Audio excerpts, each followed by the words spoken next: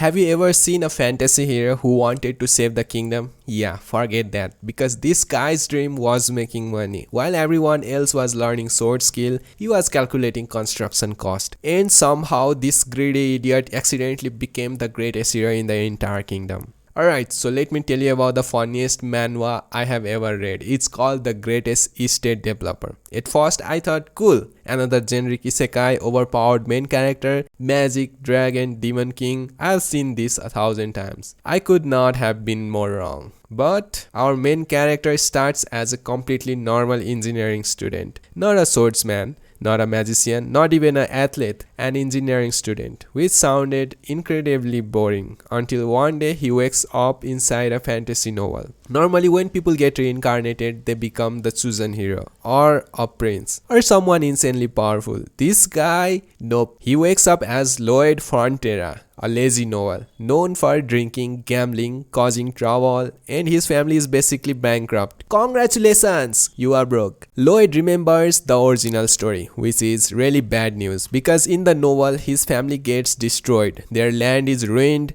everyone dies including him, so naturally you would expect him to train, learn swordsmanship, maybe become stronger. Lloyd looked at other options and said nah. Instead he remembered something. He studied civil engineering, roads, bridges, water system, construction, and then his brain started cooking. Wait, this kingdom has terrible infrastructure, which means there is money everywhere. Imagine living in the medieval times. Then suddenly your local drunk novel started talking about drainage system, road efficiency, cost calculation, structural safety. Everyone looked at him like, what happened to this guy? Even his own family thought he had finally lost it. Lloyd starts fixing the state. Better road, better farming, better construction, better planning, nothing flashy, no giant explosion, no magical power-ups, just engineering, and somehow it works. The state starts making money, lots of money. But here is the best part. Lloyd isn't doing this because he is a good person. He is greedy. Every single decision starts with how much money can I make? Yet somehow those selfish ideas end up helping everyone around him. It's like watching the world's most accidental hero. And then there are the faces. If you have seen clips from this manhwa, you have probably seen Lloyd making the most cursed expression imaginable. Every time he gets an idea, his face transforms into something that belongs to a horrible movie. Somehow,